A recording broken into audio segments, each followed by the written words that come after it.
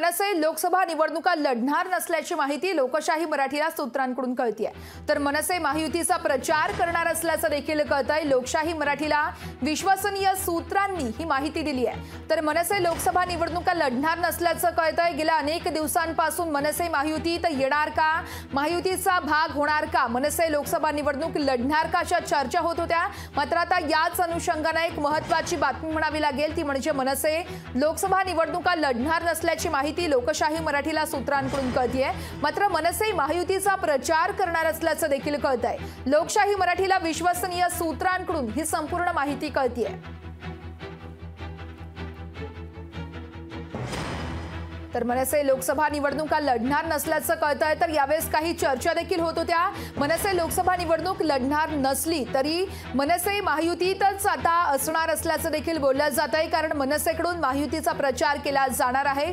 लोकशाही मराठीला सूत्रांकडून ही संपूर्ण माहिती कळते। तर आपण पाहतोय येणाऱ्या आगामी विधानसभा निवडणुकांमध्ये देखील मनसे नेमकी कोणती भूमिका जाहीर करते याकडे सर्वांच्याच नजरा लागून आहेत। मात्र आता लोकसभा निवडणुकांचा महायुतीचा प्रचार मनसेकडून केला जाणार असल्याचं सूत्रांकडून कळतं। या संदर्भात अधिक माहिती जाणून घेऊयात। आमचे प्रतिनिधी भूषण शिंदे आपल्यासोबत फोन लाईन वरून जोडले जातात। भूषण, आपण पाहतोय मनसे महायुतीत येणार का अशा चर्चा होत होत्या, मात्र आता सूत्रांकडून एक माहिती कळतेय ती म्हणजे मनसे लोकसभा निवडणूक लढणार नसली तरी महायुतीचा मात्र प्रचार करणार असल्याचं कळतंय। नेमकं काय माहिती समोर आली आहे? नक्कीच वर्षात ज्या प्रकारे मनसे ही महायुतीमध्ये सामील होणार की नाही होणार या संदर्भात अनेक चर्चा रंगल्या होत्या। त्या संदर्भात अत्यंत महत्त्वाची माहिती सूत्रांकडून मिळत आहे। ती म्हणजे मनसे अध्यक्ष राज ठाकरे हे येथे आगामी ज्या लोकसभा निवडणुका आहेत त्या लोकसभा निवडणुका न लढवता फक्त महायुतीचा प्रचार करणार असल्याची देखील सूत्रांची माहिती मिळत आहे। जेणेकरून मनसे अध्यक्ष राज ठाकरे हे कोणत्याही प्रकारे निवडणुकीच्या आखाड्यात न उतरता अशा प्रकारे त्यांचं ही लढत असणार आहे।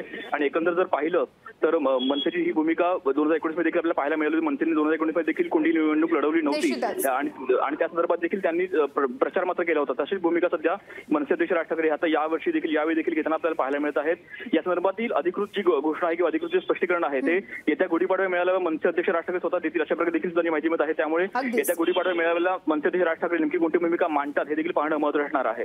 नक्कीच, त्यामुळे येणाऱ्या काळात नेमक्या कोणत्या घडामोडी घडतात याकडे पाहणं अत्यंत महत्त्वाचं असणार आहे। भूषण, धन्यवाद तुम्ही दिलेल्या सविस्तर माहितीसाठी।